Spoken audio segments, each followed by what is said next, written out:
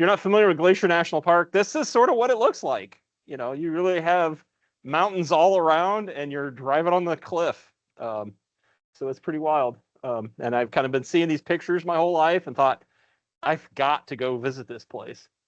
And so Paul had gotten tired of listening to me say that, and so we finally decided to make it happen. So um, if you don't know, Glacier National Park is way up there in the northwest corner of Montana. It butts up against the national border, and it actually is a kind of a shared peace park with Waterton Lakes in Canada for their national park. So um, it was a trip. Um, so before we took, by the way, Paul's online and he's going to jump in when he has something to say, and I'll hand off to him in a little bit. So he's with us in spirit here. But I put together a couple of slides on why I wanted to do this trip and what we wanted to do while we were on it. So I just wanted to see as much of Glacier National Park as possible. It was kind of this mythical place that I wanted to do.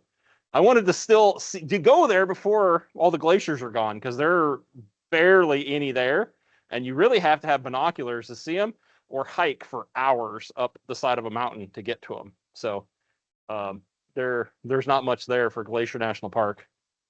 I wanted to see a bear in the wild. I've never seen a bear in the wild, and so that was one of the things on my list. I wanted to do some hiking and see some trails, because some of the stuff you can't see from the car. I wanted to visit states I hadn't been to before. I'd never been to South Dakota, let alone all these other places. So I thought, I want to go just travel. And we thought we'd do Parks on the Air along the way. And so we kind of threw that in as one of our objectives. Paul, go ahead with your bucket list. Yeah, so mine, I'd been to, growing up out west, I'd been to Glacier before. I'd never been to Waterton Lakes, so that's the third from the bottom there, is I did want to visit Waterton Lakes National Park, even if it was just a quick trip. I'd been past there, but never to there. But for me, really, it was as much having fun watching Clint experience all of this for the first time. Um, Great big mountains and places that he'd dreamed of visiting, and to do some POTA along the way. So I'd never activated South Dakota, North Dakota, Wyoming, Montana, and I'd never activated outside the U.S. So I wanted to get my first international activation, even if it was just across the border into VE land. So that was really, as far as the trip goes, my big part. I did want to complete at least one long day hike in Glacier National Park, and by long I'm meaning 12, 15 miles at least, and see a few things that I hadn't seen previously. So that. And then second from the bottom there is to visit, if possible, if it worked with our schedule, the Minuteman Missile National Historic Site. Driven past there a lot on I-90, and had always been in a hurry to get somewhere else, and never made time to stop. So those were my items that I wanted to cross off, kind of my objectives for the trip. Good.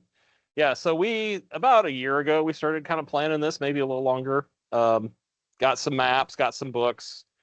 Paul used AI, and it wrote like an entire itinerary for us, and we surprisingly sort of stuck to that. It worked for us. We put in the parameters of what we wanted to do, and it worked out okay. So I lost track of when it became the plan and when it was, the AI theory. It just kind of all melted together into whatever.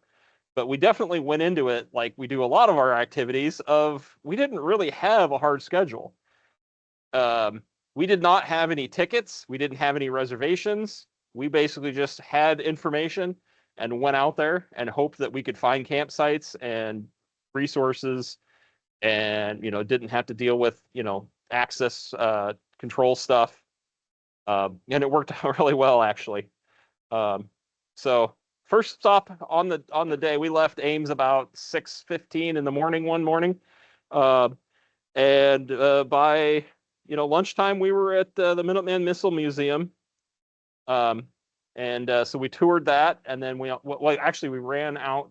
We went past that and went to the actual one of the missile sites that you can go in the gate and walk around above ground and see the facility and listen to the recording. And then we went to the missile museum and watched the video there.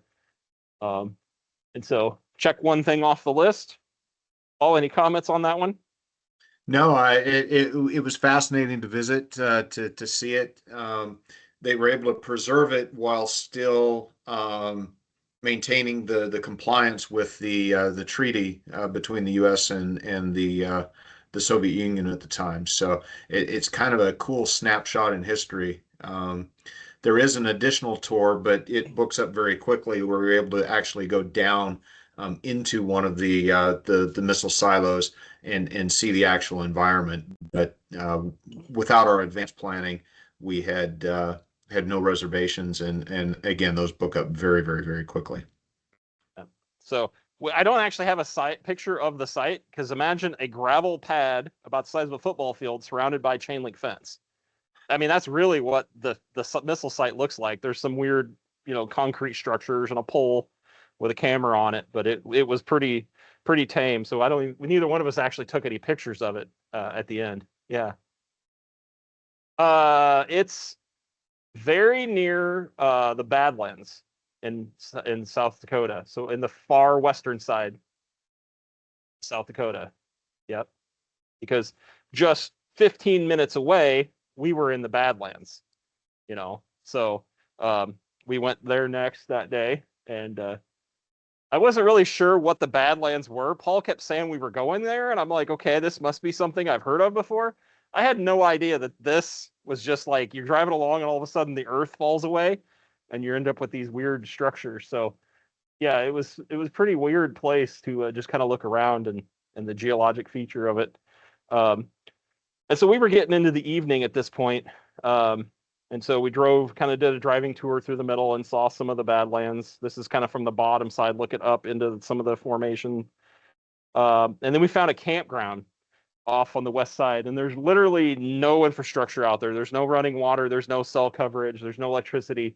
It's just this spot where they put in some gravel roads and these weird yellow shelters. And the prairie dogs pretty much ruled the world out there. They were thick. And so when I camped, I tied my shoes to my hammock stand because I was afraid they were going to run off with my shoes overnight. So there's where I slept that first night. There weren't any trees to hang our hammocks from. So we both had brought hammock stands, and it was super windy out there. And so it was a challenge to get set up. So we did a Parks on the Air activation that morning before we rolled out. And because there's no cell coverage and we wanted to spot, we needed to figure out a way to do spotting. So we had done this during field day this summer. You can send a text message to an app called AppSpot. Basically, there's registered phone numbers, and you sign up for the account, and then I can just send in, this SMS message, and it will put a spot on the Parks on the Air page so you can make contacts. So this is just a screen grab of what I had sent. I actually have an app now called Offline Spotter for iOS that actually just formats the text message for you.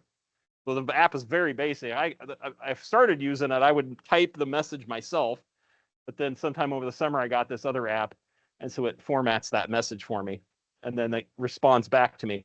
But I did say there was no cell phone coverage.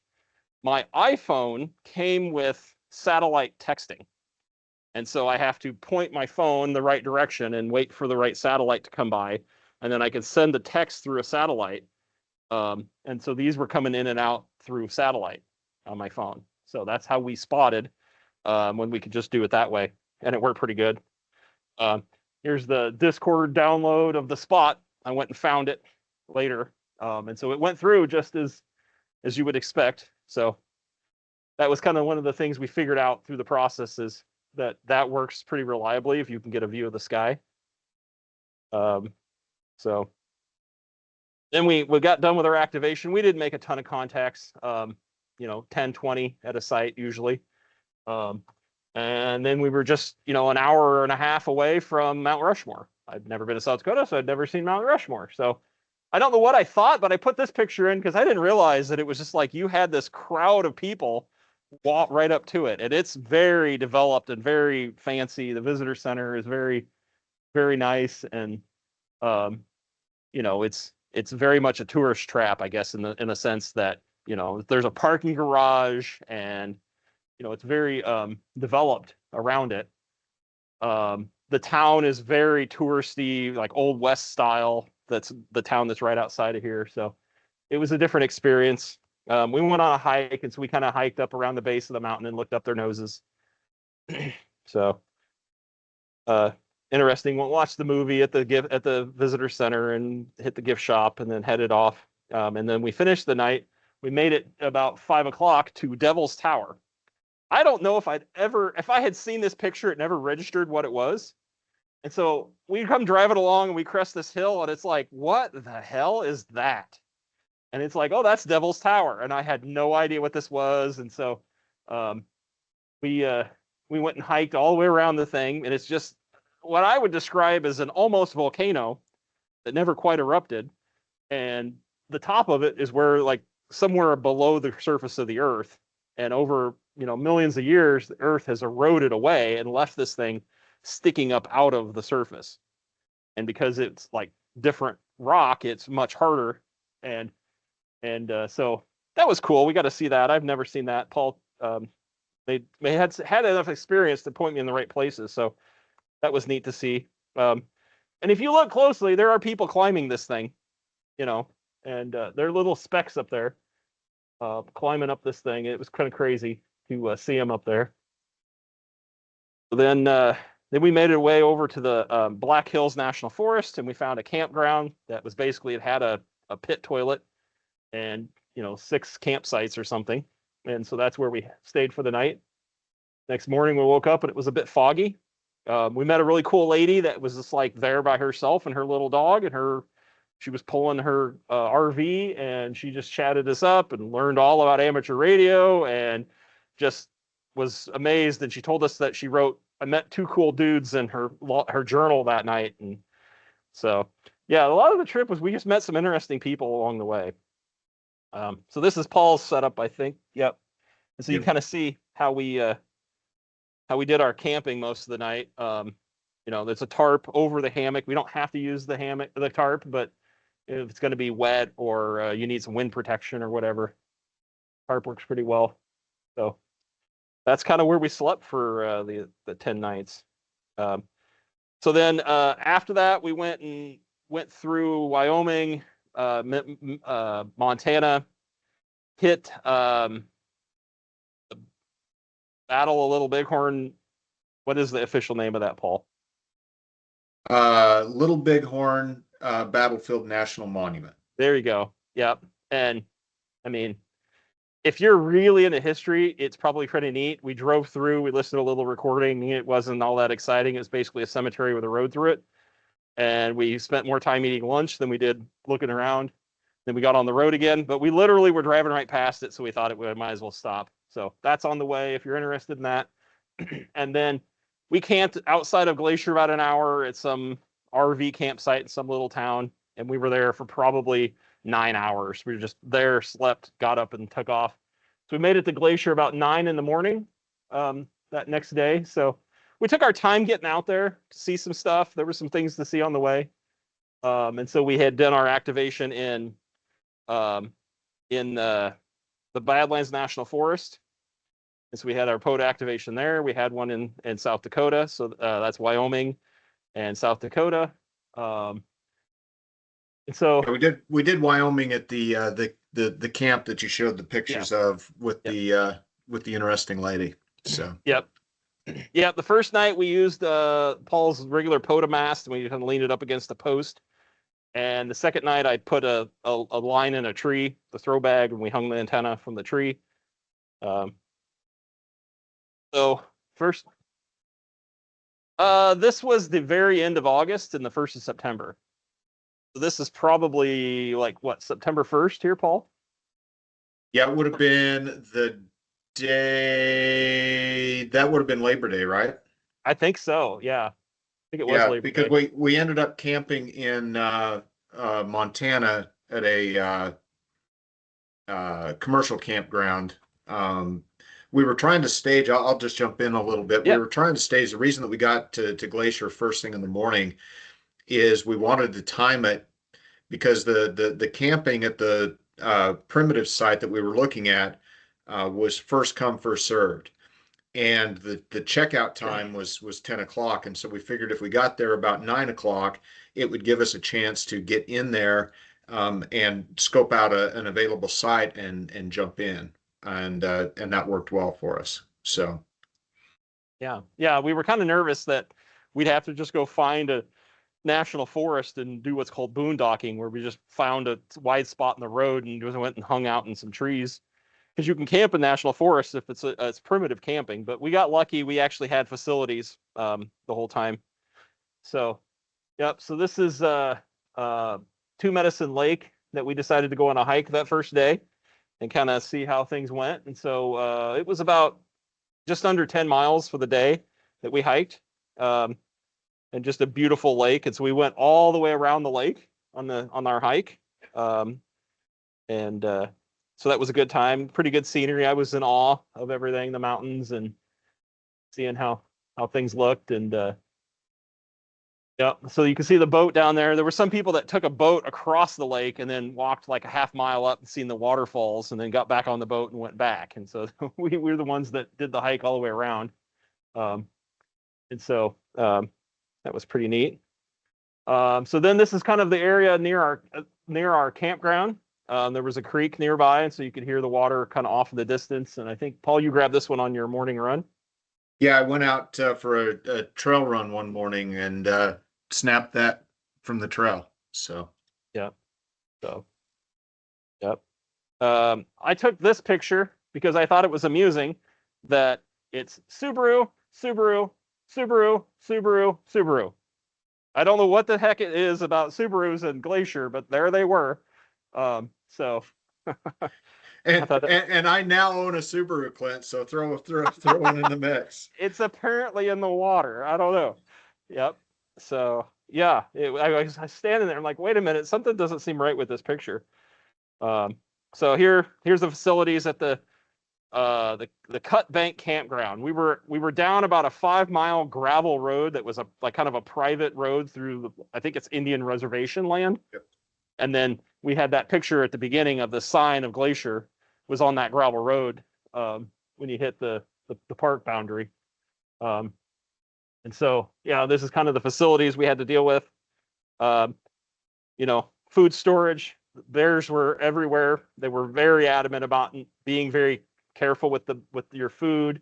One of the campgrounds we stayed in, we were like, what's going on? Is somebody getting arrested? No, they found a cooler unattended in somebody's campsite, and they called the rangers in to open the cooler just to show that it was full of like towing equipment. I mean, they took food very seriously, that they didn't want that cooler unattended. So if you look in the background there, you can see Paul cooking away. I figured out I definitely brought the right person because he is a good cook and he doesn't want to eat what I cook. So it worked out really well for me. So we had fajitas, we had burgers. So yeah, we kind of did all right. We had the truck full, as in we couldn't have put probably one more bag into the truck. We had probably overpacked a few things. We brought our own charcoal cast iron grill, but we didn't know what we were going to have access to. And so that was kind of what we did. So then the next morning we got up. I had gotten blisters from our 10-mile hike. Paul had gotten blisters from his 10K he had ran in Wyoming one morning. So we decided maybe we'd take an easy day and just do some sightseeing. And because we didn't have any scheduled plans, we just decided, let's go visit some of the park. And so this is what's called Going to the Sun Road. And so we basically bisected the park, going from the west to the east, and you go up over Logan Pass, and then you can go down the other side and out the other end of the park. And so I figured out that these wooden barriers, the reason why they go from stone to wood was because it allows the snow on an avalanche to pass through and under, and so it's easier for them to push it off. It doesn't get hung up on the rock. So that's why they have wood now. And what they do after the road closes for the season, they actually unbolt all of those wood logs so that there's no barrier for the snow. Then when they open the road in the spring, they have to go in and mount all those back up before they can let cars on. So here's just, some scenery. I don't remember where that picture was. Here's one of the lakes that's along the road there. You can see there's just mountains on mountains on mountains. It's a bit overwhelming for someone who's never really been around mountains to see all this. And so, yeah, it was pretty impressive. I definitely let Paul do a lot of driving because I would have crashed for sure on like the first 2 days. So this is actually a snowfield that was off in the distance. So it's not actually a glacier because it's all snow. But we were out there, this is the 1st of September and they've still got snow in the mountains. That was interesting. I was excited. I thought I saw a glacier. Then Paul crushed my dreams. I did see a glacier, but it was through binoculars. They were pretty far away. So there's a couple of tunnels as you're going on the pass. And so, yeah, it's definitely not your typical road that you're driving on. So as you can see, the vehicles here on the road driving along, and so they're coming around and they're circling back, and they're making their way up the round. So you can tell the road cuts along that mountain, and it took me about an hour to get from when I did it, the east gate the west gate up to Logan Pass. I was basically no stops. I was trying to pick Paul up later, and it took me an hour just to make that part of the trip up the mountain. So it was a pretty long drive. So I'll show another picture like this in a little bit and talk some more about that. But so here's basically looking the other direction of the same thing. You can see the road cut coming along, and then Logan Pass is up here in the trees, and so pretty wild. This is the actual Continental Divide up there. So, what was Logan Pass is 6,000 and something, Paul, right? Yeah, just shy or right at 7. Actually, I think you've got a picture I do have later it. Yep. that has the elevation. It's right at 7,000. So it's not exceptionally high. It is on the Continental Divide. Yeah. And so, yeah, you're going right. I mean, it's a pass because it's the low spot in the mountains, and you can see the mountains are still towering over you at the pass. So we got through the west side of the park and out the gate, and this is Hungry Horse Dam. And this is another one of those. Paul wanted to go to the Hungry Horse Dam, and I'm like, what are we gonna go see a dam for? I didn't realize this is the second tallest dam in the U.S. next to Hoover. So, and it's biggest in one other category. I can't remember what it was, Paul. Yeah, I don't remember, but it's a remarkably large dam. So yeah, it's this giant concrete structure. And so here's a picture off to the side. You kind of see the impact of it. And so they obviously make a lot of electricity down there out of the power plant at the bottom. And so, yep, it's straight out of the, 50s, 40s, kind of that style of lettering. Yeah. And I took this picture in the visitor center. I thought, okay, well, that's appropriate. It's actually how electricity works. And I thought I might redo that and use it for like a training slide. But if you've never seen kind of that people describe electricity in terms of a water hose, I thought that was kind of interesting.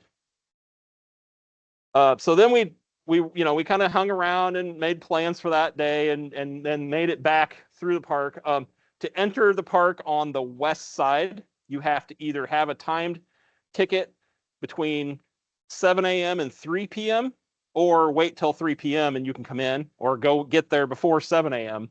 They just don't want you coming in between 7 and 3 because there's so much traffic. You have to have a timed ticket. And so we waited around until like 3 or 4 and then made it back through. And so this is at Logan's Pass again. And who else is taking pictures in the parking lot of the repeater but us, of course. So I was like, oh, hey, there's a radio. So we had to stop, take pictures of it. And it was just something that they sit up there for, the 4 or 5 months that they're open. And they just basically it's a repeater just for the grounds up there at that visitor center. It's up at the pass. So, yeah, just completely off grid, doing its thing. So then the next day we got up and we went back over the pass again, all the way through the park, because we just really enjoyed the ride. So I'm not going to show you more pictures of the same thing, but it's just amazing driving on that road. So we did it a bunch of times and I had a blast. I don't think I annoyed Paul too bad with that. Not a bit. Yeah. And so this is actually on outside the park, and it is the worst gravel road I've ever driven on in my life. It is 4 lanes wide, and it is washboarded the entire way. And it doesn't matter if you do 70 miles an hour or 15 miles an hour, it's beating the snot out of you. And we were all over that thing looking for a smooth lane. There isn't one.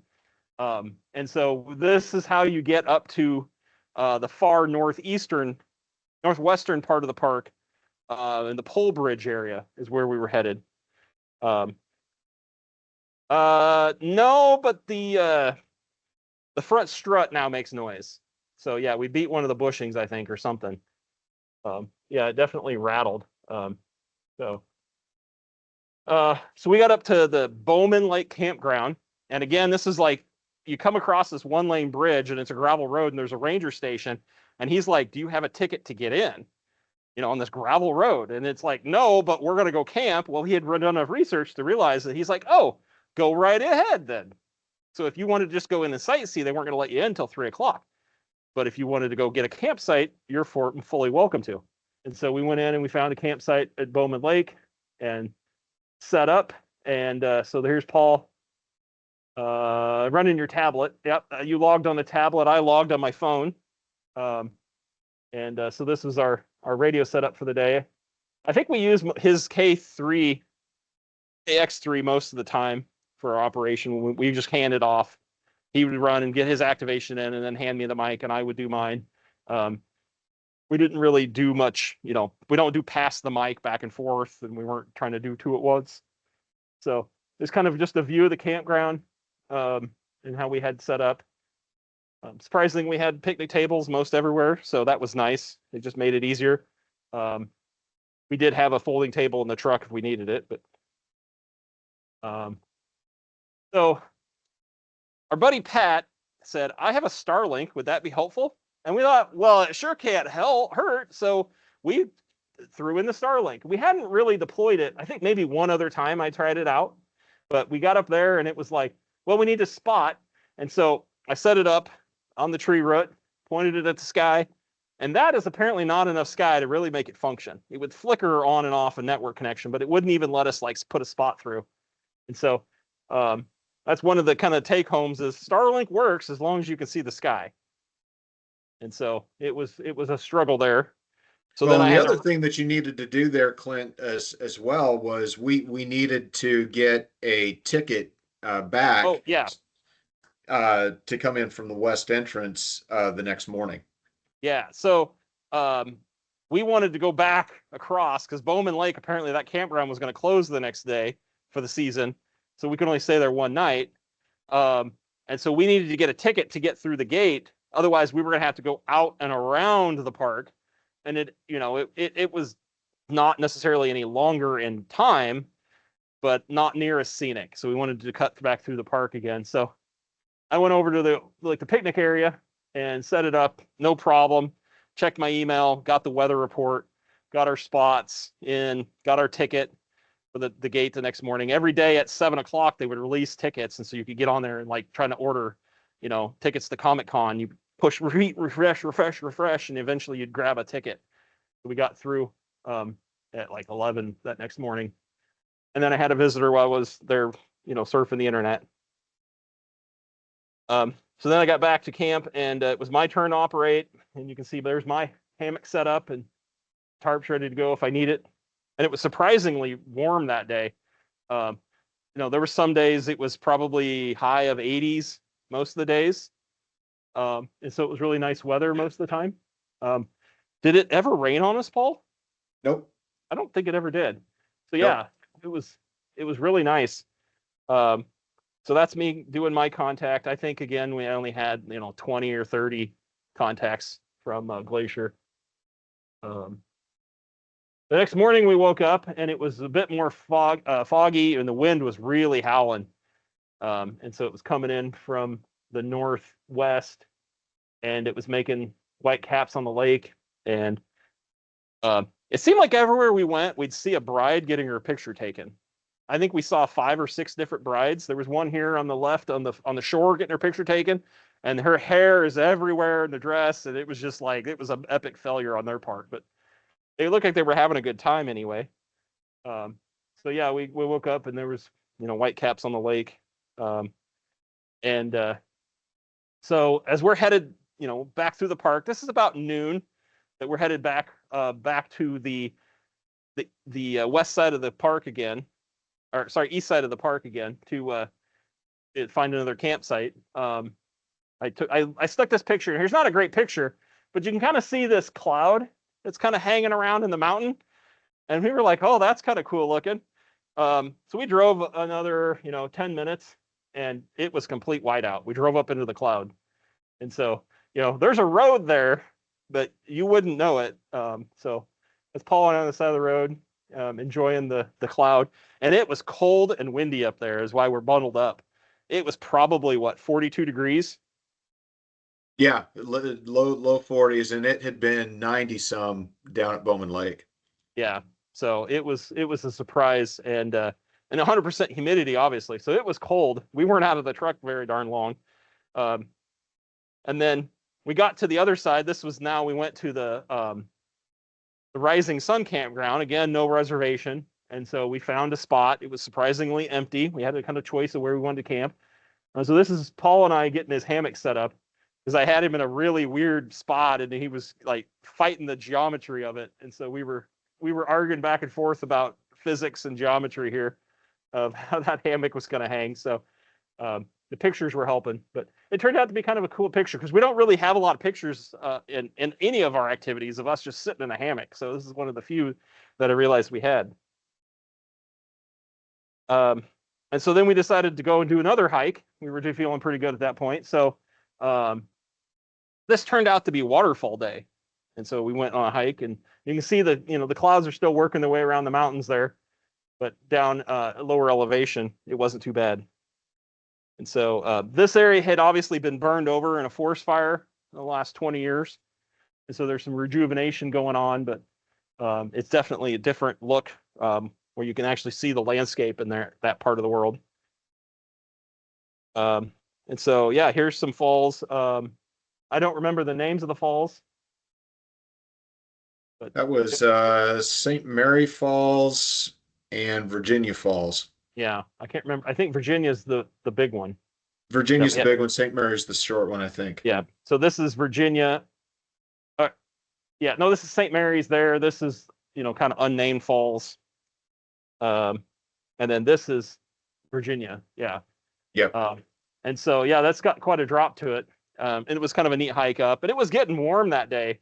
So this felt really nice when you've hiked up the elevation and get up there, and it's this cool breeze coming down with the water. So that felt really nice. So luckily, we had kind of met some trail partners on the road. They were kind of hiking with me along, and we were chatting as we were going. And the one lady hiked a lot faster than the other, and so she kind of followed Paul up the thing, and the other lady was much slower, and so her and I kind of made our way up. And so when we got up there, we were ahead of them. So she took our picture. Can you see us?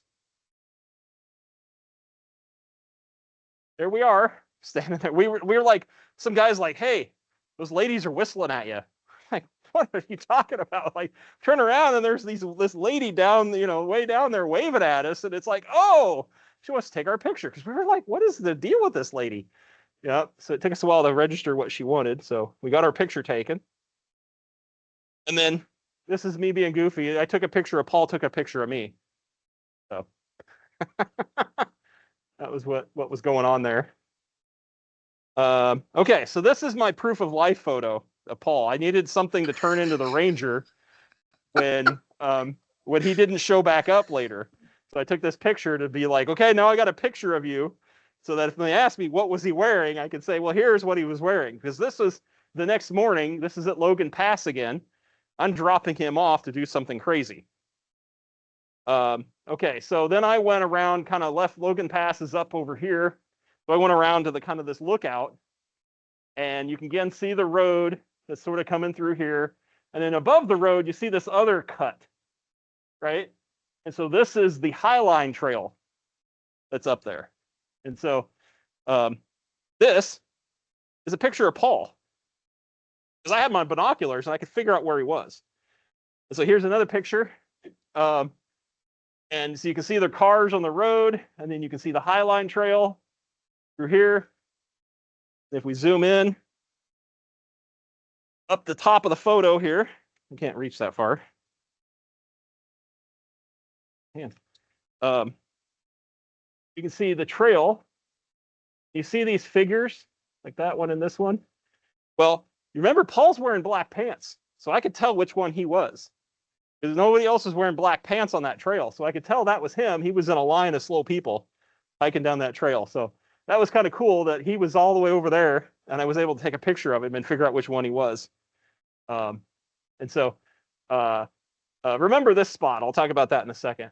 So here's another photo a little bit earlier, Paul, and there he is right there in his black pants, hiking along. And so I can't imagine what that was like, but he did it. We'll see some pictures of it. It is big. Oh my gosh. Yep. And so here's a picture Paul took about that same time. And so I'm probably, just over here taking pictures of him as he's over right here taking pictures back. And so you can see what he just hiked across right there. You get to that point already. And you're what, 20 minutes in to this hike? maybe 20 minutes at that point. Yeah.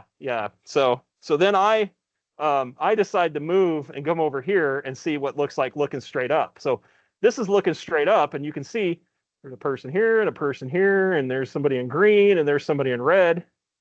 So they're kind of hiking along above me.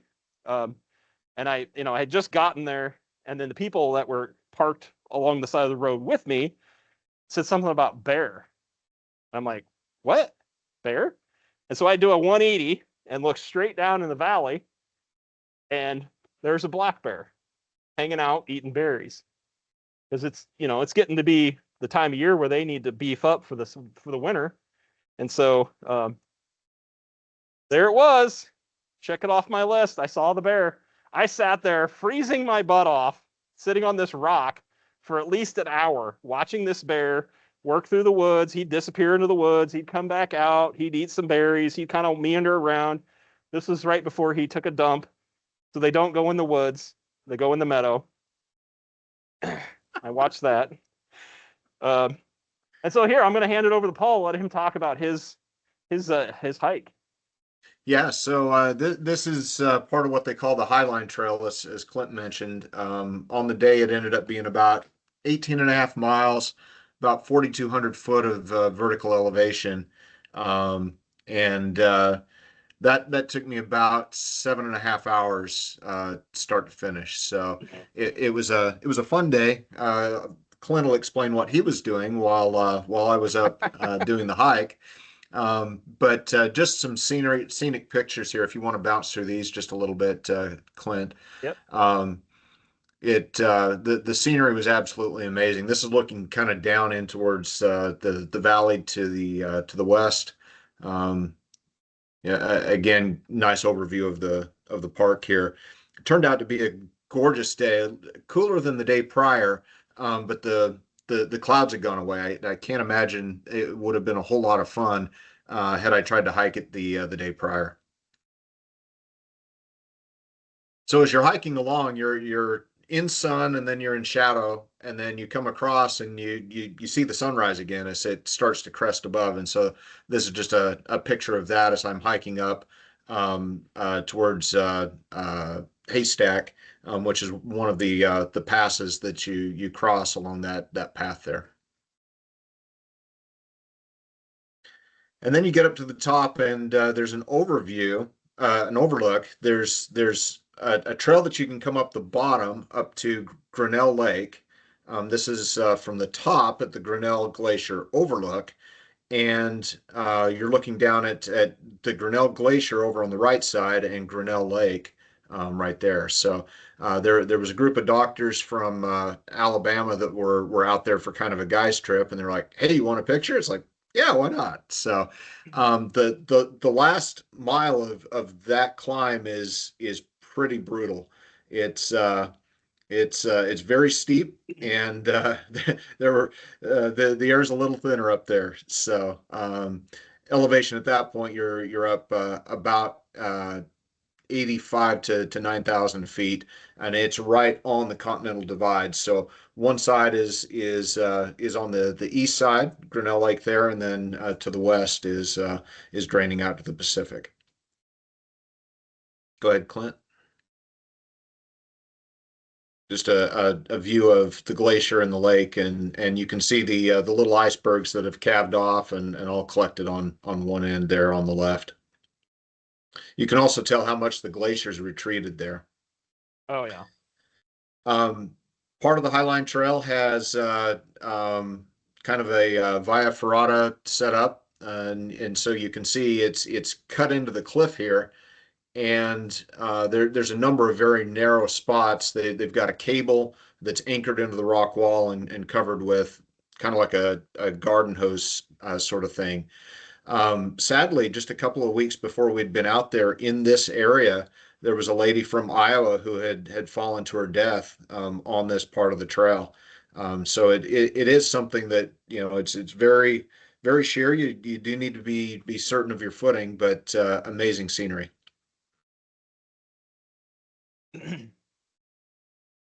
Um, when I was done at Grinnell Lake, I still had time before I needed to start heading back to make sure that I was in the parking lot when Clint was done.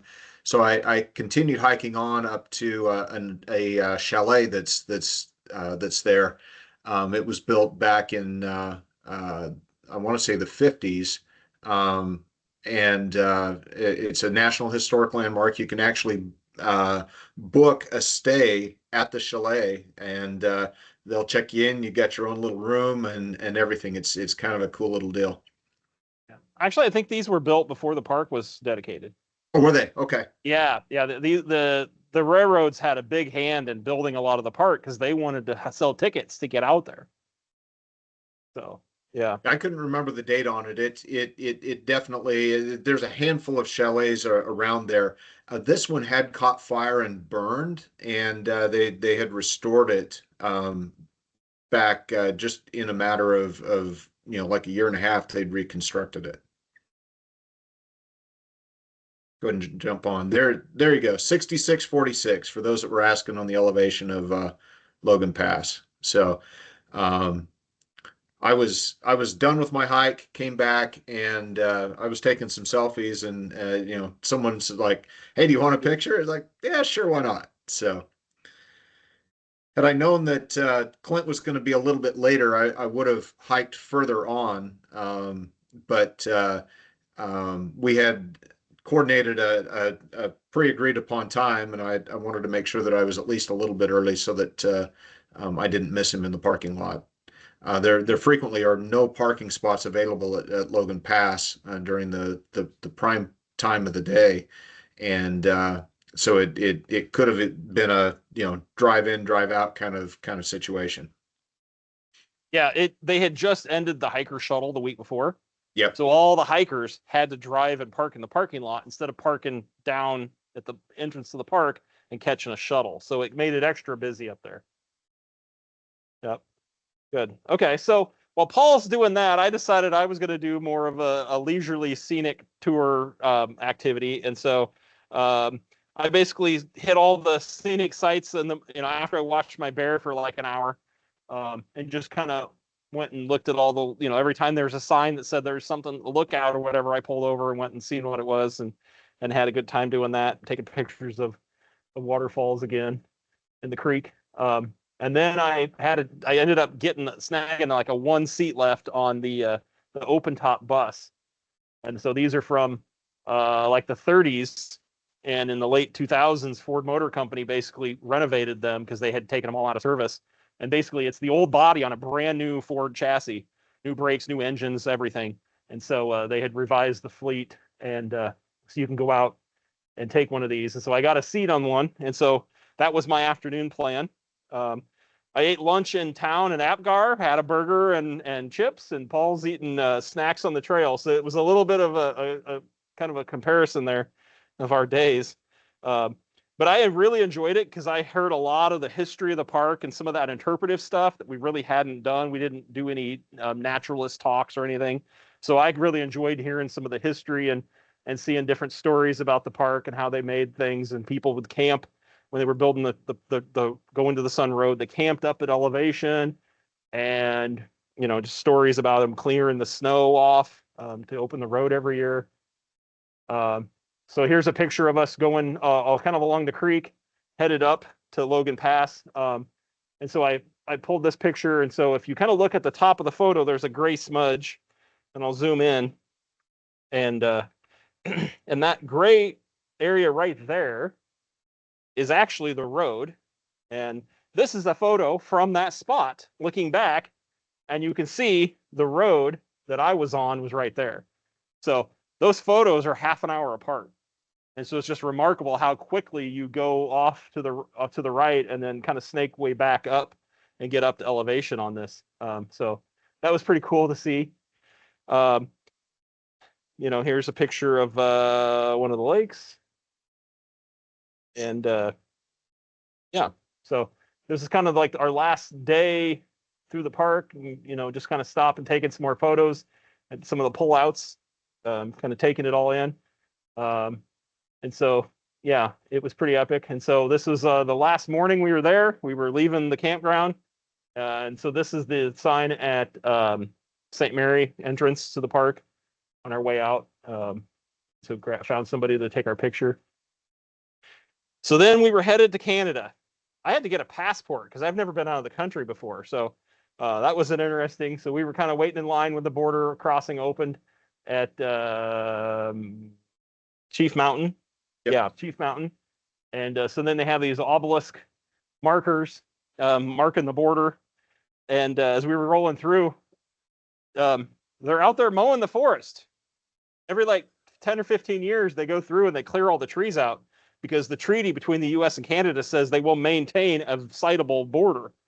And so they have to pay a crew to go in and clear all the trees along the border.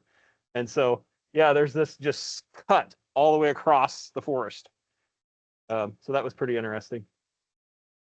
So we got in, we got our name on a list for a campsite at the Waterton Lakes National Park in Canada, and then decided to get our POTA activation in. So we threw a line in a dead tree, set up the Starlink on the roof of the truck, and there's a sidewalk there. So we were kind of trying to limit our footprint of how much, noise we made and stuff. And so we got our activation in up there. And the reason we had to use Starlink, even though we're in town, is as we approached Canada, both of us got messages of, "Hey, welcome to Canada. Make sure that your cell plan includes international data." And it's like, oh, this could be bad. So cell phones went into airplane mode, and we were without data except for some hotspots at lunch and some cafes around town that we filched some Wi-Fi from. Yeah. So we just weren't sure what the fees were going to be, and we didn't want to risk it. And we couldn't really look it up. And so it was just easier just to spot with the Starlink and off we went. So, yep. So we got our activation in, and as we were packing up, apparently this is the spot where the tour buses unload. So all of these foreign tourists come rolling out of this tour bus, and they're looking at us like, these guys launching missiles? They had no idea what we were doing. It was kind of sketchy looking, I'm sure. So then we had a ticket that afternoon. We got tickets to ride a ferry boat kind of thing, a tour boat, and so that was our boat that we were waiting on to start. And the name of the hotel is English. What is the name of the hotel? Oh, now I don't remember. Prince It was Edward. Yeah, it's something like that. Prince Edward, Prince Williams, Prince something. It was also built by the railroad. So the Great Northern Railroad really had, as Clint called out earlier, a major hand in development of Glacier National Park.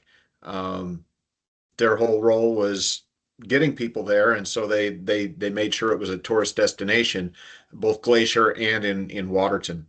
Yeah. Waterton was weird. It was kind of hard to describe. It was a little small town inside the national park, where Glacier is very much just rustic park, national park stuff, very kind of specific. This place was like people live there, you know, potentially year round, and they had all kinds of little gift shops, and it was very bougie, if you know what that means. It was high scale. A hamburger was $26, a pizza was 30, and it was just like, this is different. They didn't have any like souvenir shops. They were all gift shops and had like hand painted stuff and, knitted sweaters, and it was different, for sure. Definitely, you could tell that the high end Canadians were coming there as their vacation spot. Um, so yeah, we were on the boat tour, and so somewhere in here is the Canadian-U.S. border as we crossed back into the U.S. On the boat. But because we were only there for less than half an hour, they don't mess with passports or anything. We couldn't get off the boat. But yeah, we did cross back into the U.S. while we were on the lake. And so here you can see again the cut through the forest. And they said it was due to be done again, so that's probably as bad as it ever looks, they said, in terms of the tree clearing. So then we scouted around town. In town is this waterfall. This is actually really close to where we did our POTA activation.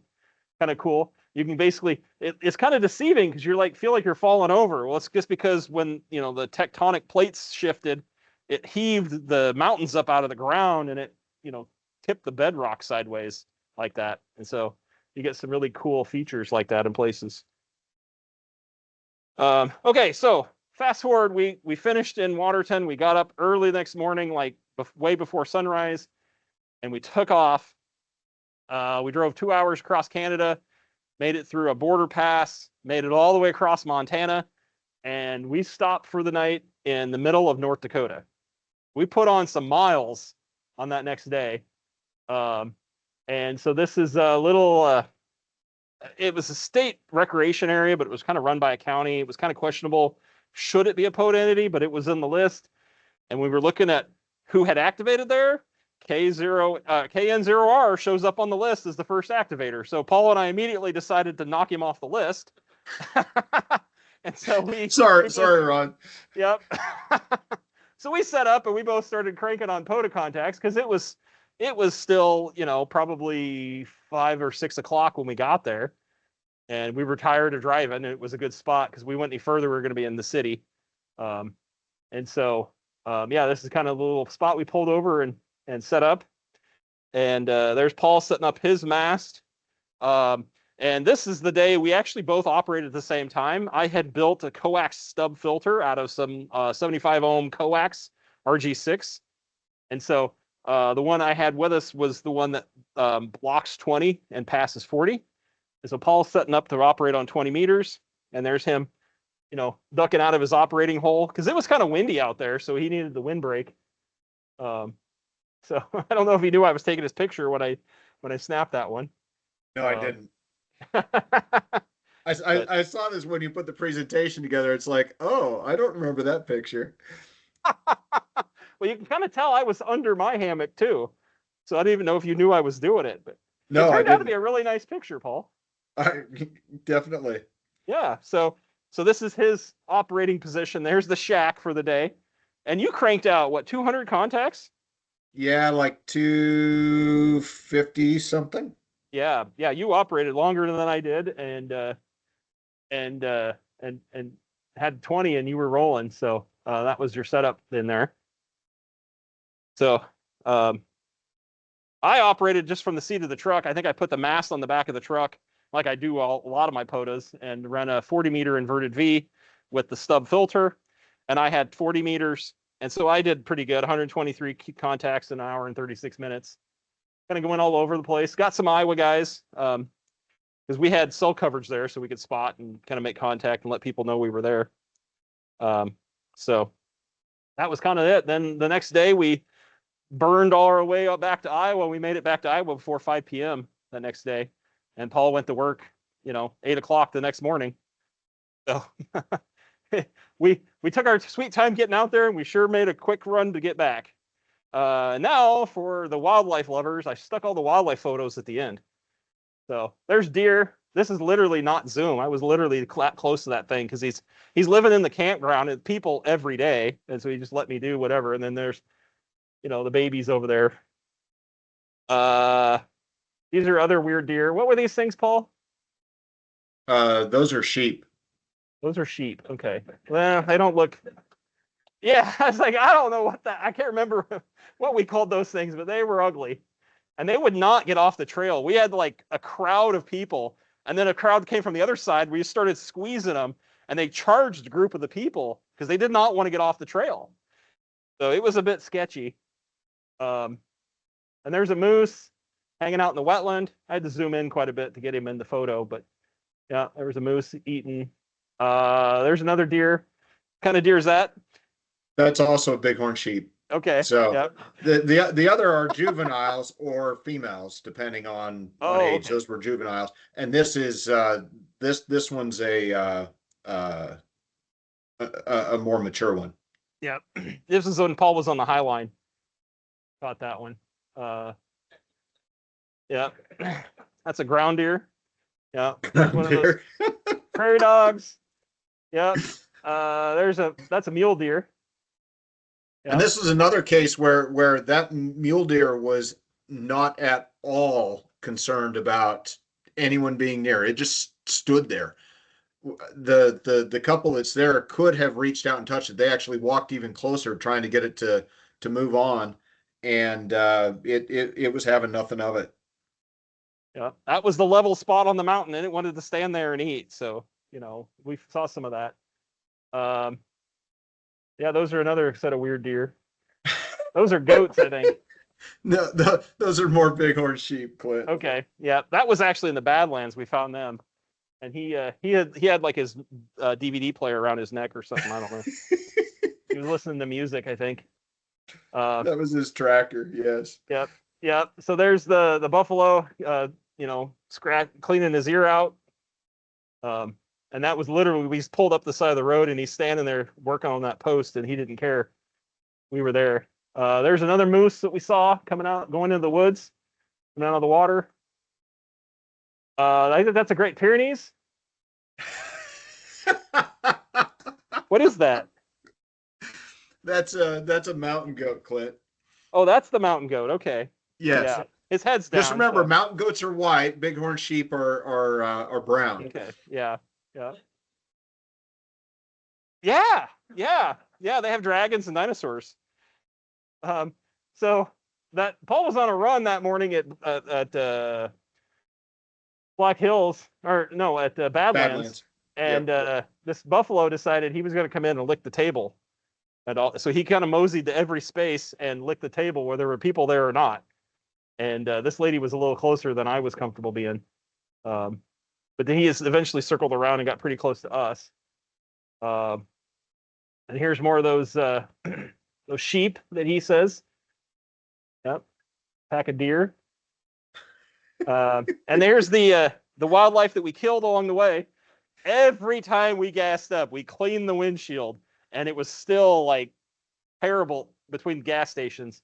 And so we never did touch the license plates or the bumper. And so you can see what I had to deal with when I got home. I tried to get that off. It took me like an hour to pressure wash that off. It was nasty. So here we go. It was 3,532 miles for our trip. And so, yeah, it was pretty epic. Definitely enjoyed it. And that's just another photo to kind of end things out with. So, any questions? Eric? No. So when we went out of the US, they wanted to know about guns. And when we came back in, they wanted to know what we had bought and if we had anything to declare taxes on. They thought, did you buy any souvenirs? Did you buy any food? They were just worried about the taxes, and the Canadians were just worried about the guns. So it wasn't any question about anything. We did talk to the U.S. border person on the way back in. We talked to her for like 2 minutes and just told her, because she'd never been to Waterton Lakes, and so we were like telling her it was like a really weird vibe, and she had no idea that it was like that. So Yeah, she couldn't believe that we hadn't bought anything. well, we tried. We had to tell her we tried to buy something. We couldn't find anything that was like somebody on a touristy trip would want to buy. I collect patches, and I could not find a Waterton Lakes patch in the entire city. And in fact, I haven't been able to find one on the internet. So, yeah, just weird. Anything else? Yeah. I don't know, Paul. What are we doing next? We talked of going out and doing a kind of overland ATV trip in Utah. Yeah. So basically, load everything up on ATVs and just head out in the mountains and ride the 1,000 miles of trails. So, yeah, Bill. Paul, did you have your monster battery, and how did you charge it, or did you have to recharge it on the trip? Yeah, so great question, Bill. Not knowing what the power situation was going to be, we had anticipated maybe needing that. So it was packed. We didn't use it at all. So for POTA, we only used the 40 amp hour battery, and that lasted the entire trip for all of the POTA activation that we did. But the big 300 amp hour, we didn't even touch, but we had it available if we needed to.